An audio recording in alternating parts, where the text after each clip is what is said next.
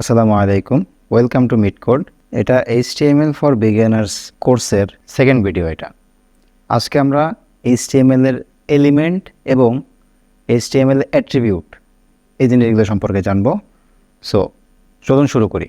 আমি এই কোর্সের শুরুতেই বলেছিলাম যে আমি W3 স্কুলকে ফলো করব। সো আমরা গত পর্বে HTML এর বেসিক, তার আগে আমরা এডিটর, ইন্ট্রোডাকশন এবং বেসিক এই পর্যন্ত আমরা শেষ করে ফেলেছি। যারা লাস্ট ভিডিওটি দেখেননি তাদের অবশ্যই আমি ডিসক্রিপশনে ভিডিওটি দিয়ে দেবো এবং অবশ্যই আপনারা ভিডিওটি দেখে নেবেন। গত ভিডিওতে আমি অনেক কিছু সম্পর্কে ক্লিয়ারভাবে এক্সপ্লেন করেছি। যেমন আপনাকে যদি বলা হয় গত ক্লাসটা এই পর্যন্ত গত ক্লাসটা নেওয়া হয়েছিল, আমি এই টাইটেল ট্যাগ বা এই হেড ট্যাগ এ সম্পর্কে আমি সিম্পল একটা এক্সপ্লেনেশন দিয়েছিলাম বা আমি এভাবে কোডটাকে রান করিয়ে দেখিয়েছিলাম। আজকে আমরা HTML এর অ্যাট্রিবিউট এবং যেহেতু আমরা W3 স্কুলকে ফলো করবো বলেছিলাম, সো বেসিক্স আমাদের শেষ হয়ে গেছে। আজকে আমাদের এলিমেন্ট এবং অ্যাট্রিবিউট। সো HTML এর এলিমেন্ট HTML অনেকগুলো ট্যাগের সমন্বয়। ঠিক আছে, HTML অনেকগুলো ট্যাগের সমন্বয়। যেরকম আমি এখানে h1 নিয়ে একটা ট্যাগ, এই যে h1 এর একটা ট্যাগ দেখিয়ে বুঝিয়েছিলাম আপনাদেরকে।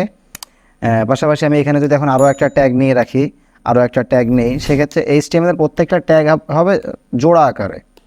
এইভাবে প্রত্যেকটা ট্যাগ জোড়া আকারে। যেহেতু আমি VS কোড ইউজ করতেছি বা আপনারাও আমার সাথে VS কোড ব্যবহার করতেছেন, সো আপনাদের এইভাবে ট্যাগ পুরোটা লিখতে হবে না বা পুরোটা লিখতে হবে না।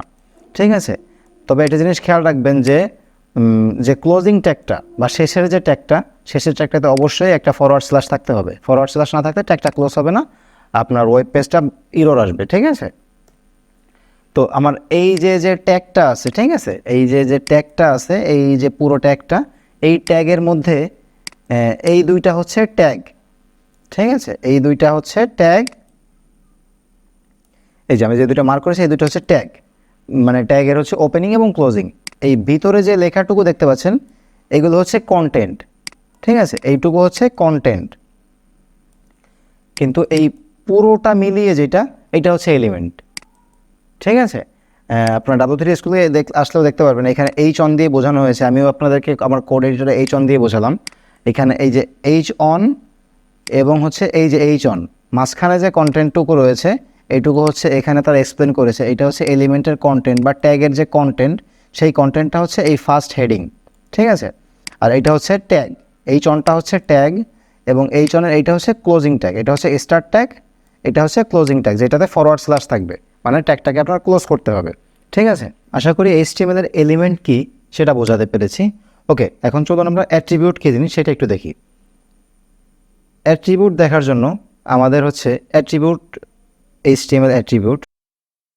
আমরা যদি অ্যাট্রিবিউটটাকে একটু প্র্যাকটিক্যালি বুঝতে চাই, সেক্ষেত্রে আমরা এখানে HTML এর ভিতরে ইমেজ নামে একটা ট্যাগ নেব। ঠিক আছে, ইমেজ নামে একটা ট্যাগ নেব, সেটা IMG। HTML এর সব কিছুই খুবই সহজ। এই যে ALT এবং এই যে SRC, এই দুইটা অ্যাট্রিবিউট। এই SRCটা SRC দ্বারা সোর্সকে বোঝানো হচ্ছে, মানে ইমেজটা কোথা থেকে আসবে সেই সোর্সটাকে বোঝানো হচ্ছে এই SRC দ্বারা। এবং এই ALT দ্বারা বোঝানো হচ্ছে অল্টারনেট, মানে বাই চান্স কোনো কারণে নেট প্রবলেম বা যে কোনো প্রবলেমের কারণে যদি এই ইমেজটা দেখানো না যায়, সেক্ষেত্রে অল্টারনেটিভ হিসেবে একটা অপশন রাখার জন্য, অল্টারনেটিভ হিসেবে একটা টেক্সট রাখার জন্য এই অল্টারনেটিভ অপশনটা রাখা হয়েছে। ঠিক আছে, সো আমি আজকে এই ট্যাগটা এইভাবে এক্সপ্লেন করতেছি না ইমেজ ট্যাগটা সম্পর্কে। ইমেজ ট্যাগ আমি যখন ট্যাগ নিয়ে ভিডিও করব তখন আমি অবশ্যই দেখাবো, কিন্তু আজকে জাস্ট এইটুকু বলে রাখছি যে এইটা ইমেজের সোর্স এবং এইটা অল্টারনেট। ঠিক আছে, ইমেজ ট্যাগের কোনো ক্লোজিং ট্যাগ নেই। আমি যে বলেছিলাম যে কিছু কিছু ট্যাগ অবশ্যই ব্যতিক্রম আছে যার ক্লোজিং ট্যাগ নাই, কিন্তু যে ট্যাগগুলোর ক্লোজিং ট্যাগ আছে সেগুলোর ক্লোজিং ট্যাগ কখনোই মিস করা যাবে না, সেগুলোর ক্লোজিংটা কখনোই মিস করা যাবে না। যেরকম আরও একটা ট্যাগ, এরকম যদি অল্টারনেট হিসেবে বলতে চাই, যেরকম আরও একটা অল্টারনেট হিসেবে ইনলাইন CSS এর মধ্যে আমাদের আর একটা অপশন রয়েছে, বা CSS লেখার জন্য আর একটা অ্যাট্রিবিউট ব্যবহার করা হয়, স্টাইল। ঠিক আছে, ST, এই যে স্টাইল, এই যে এইটাও কিন্তু একটা অ্যাট্রিবিউট, এই যে এইটাও কিন্তু একটা অ্যাট্রিবিউট।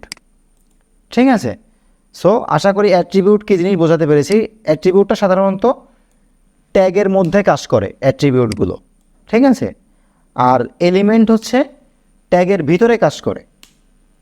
দ্যাট মিনস এলিমেন্ট যেটা সেটা হচ্ছে কন্টেন্ট।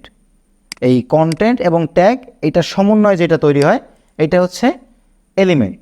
এবং অ্যাট্রিবিউটটা হচ্ছে ওপেনিং ট্যাগের মধ্যে লেখা হয় সাধারণত, ঠিক আছে। আপনি যদি এখানে এই পি ট্যাগের মধ্যে স্টাইল শব্দটা লিখেন, স্টাইল শব্দটা লিখেন, সেক্ষেত্রে ব্রাউজার এই স্টাইলটাকে অ্যাট্রিবিউট আকারে রিসিভ করবে, ঠিক আছে। যেহেতু আমরা ওয়েব ডেভেলপমেন্টের কাজ করতেছি বা আমরা ওয়েব ডেভেলপমেন্ট শিখব, সেক্ষেত্রে আমাদের সব কিছু, আমাদের সকল কাজই ব্রাউজারকে নিয়ে, ঠিক আছে। এখানে এই স্টাইলটা লেখেন, সেক্ষেত্রে ব্রাউজার বুঝবে এটা একটা অ্যাট্রিবিউট এবং এই পুরোটা মিলে একটা এলিমেন্ট। ব্রাউজারটা এভাবেই বুঝবে, ব্রাউজার এগুলোকে এভাবেই রান করবে, ঠিক আছে। আশা করি অ্যাট্রিবিউট এবং এলিমেন্ট কী জিনিস তা বোঝাতে পেরেছি। এই ভিডিওটি থেকে আপনি যদি নতুন কিছু শিখতে পারেন সেক্ষেত্রে অবশ্যই একটা লাইক দিবেন, কমেন্ট করে আপনি আপনার মূল্যবান মতামতকে জানাবেন। এবং এই জাতীয় ওয়েব ডেভেলপমেন্ট রিলেটেড বা প্রোগ্রামিং রিলেটেড ভিডিও যদি আপনার দরকার হয় বা আপনার ফ্রেন্ড সার্কেলদের যদি দরকার হয়, তাহলে অবশ্যই ভিডিওটি তার কাছে শেয়ার করবেন এবং চ্যানেলটিকে অবশ্যই সাবস্ক্রাইব করবেন। দেখা হবে পরবর্তী ভিডিওতে। আল্লাহ হাফেজ।